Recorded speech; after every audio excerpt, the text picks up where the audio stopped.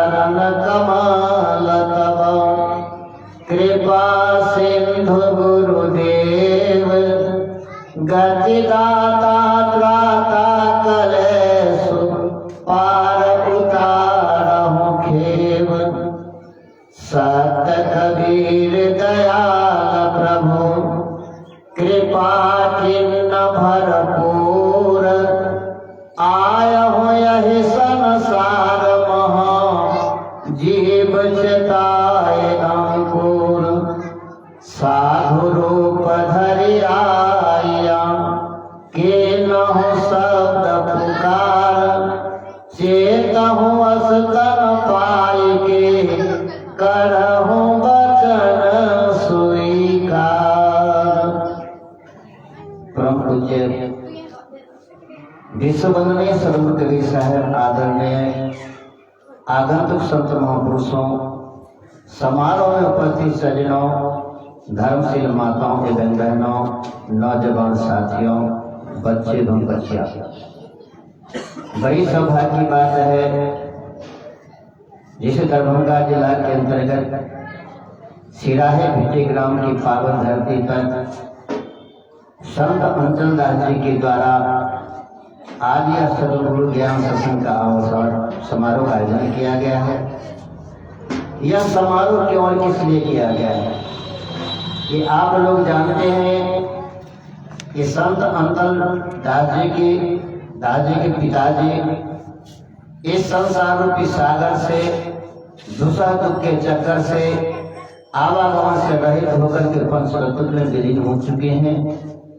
उन्हें पुनः स्मृति श्रद्धांजलि स्वरूप आज यह संसारिक क्रियाक्रमों के उपरांत अंतिम काल भंडारा के द्वारा संपन्न होने जा रहा है। क्योंकि सदगुरु कबीर कहते हैं इस संसार में न कोई रहने वाला है न रह सकता है, जो आया है उसको जाना ही पड़ेगा। चाहे आज जाए, कल जाए, परसों जाए, चौथे दिन जाए, चाहे युवावस्था में हो या वृद्धा जवानी में हो या वृद्धावस्था में हो या बालावस्था में हो, कोई रहने के लिए नहीं आया है। इसीलिए हम लोग भी जब तक इस संसार में है, हम मानव शरीर में, तब तक हमें क्या करना है, क्या करना चाहिए और हम कर क्या रहे हैं। तो हम लोग इस संसार में केवल मात्र आशा लगाए हुए बैठे हुए। आशा का वास्तविक अर्थ होता है बाल बच्चे में व्यस्त हो जाना, धन संपत्ति एकत्रित कर लेना, कोठा सोफा महल अटारी बना लेना, जड़ जमीन को खरीद लेना और बैंक बैलेंस जमा कर लेना। बस इतना ही स्वार्थ में लगे हुए। लेकिन स्वार्थ किसमें नहीं है? जो स्वार्थ से हम जब तक रहित नहीं होंगे। रहित का वास्तविक अर्थ होता है जो हम जिस प्रकार से मुट्ठी बांध के आए थे, लेकिन जाने के वक्त में हाथ पसार के जाना पड़ेगा।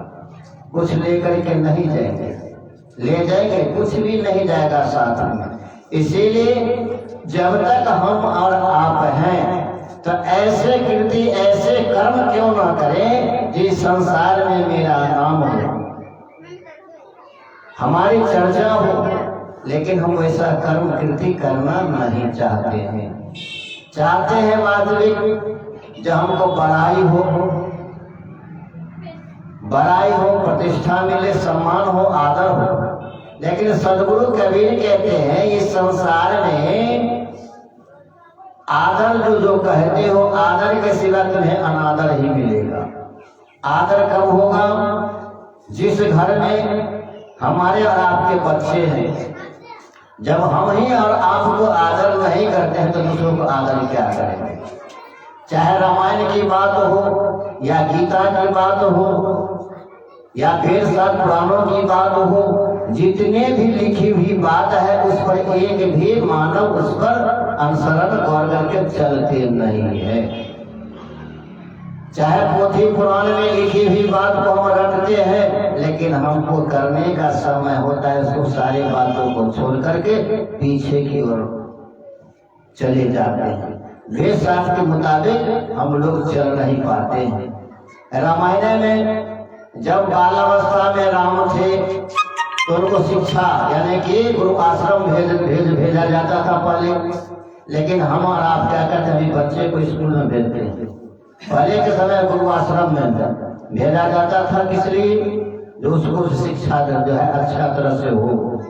और सबसे पहले शिक्षा मिलता था क्या? जो कि गुरु को, माता पिता को। तो उसमें लिखे हुए बाबा तुलसी, जब प्रातः काल उठे रघुनाथा, अब मात पिता गुरु न बापहि माथा। अर्थात गुरु वशिष्ठ जो है राम लक्ष्मण भरत शत्रुघ्न को शिक्षा देते हैं, हे राम लक्ष्मण भरत शत्रुघ्न, तुमको सबसे पहले शिक्षा यह है माता पिता और गुरु सोच उठ करके दंडवत प्रणाम करना। लेकिन हमारे और आपके घर में यह शिष्टाचार नहीं। कहीं कहीं पर स्कूल में लिखा हुआ भी रहता है जो अनुशासन ही देश को महान बनाता है। लेकिन अनुशासन देश को महान तो बनाता है, लेकिन हम लोग महान बनाएंगे कब? किस प्रकार से? जब तक अनुशासन में रहेंगे तब। अनुशासन में हीनता में है तो देश को महान बना सकते हैं, क्योंकि हम लोग भारतवर्ष के रहने वाले हैं। भारतवर्ष जो है, जितने भी जो हमारे राम कृष्ण गोविंद गोपाल जितने भी आए, कहाँ? भारत में। महात्मा गांधी भारत में हुए, जवाहरलाल भारत में हुए, जितने भी हमारे और आपकी तरह ही मानव बने, लेकिन उनका ऐसा कर्म कीर्ति हो गया जो उनका अमर हो गया, इतिहास के पन्ने पर नाम अंकित हो गया। लेकिन हम और आप जो ऐसे कर्म करना नहीं चाहते। इसीलिए रविदास जी की पत्ती है, जे सर्व ही पूजा जान के, जो करते रैदास चिंतन करे ताही मिले सुख से।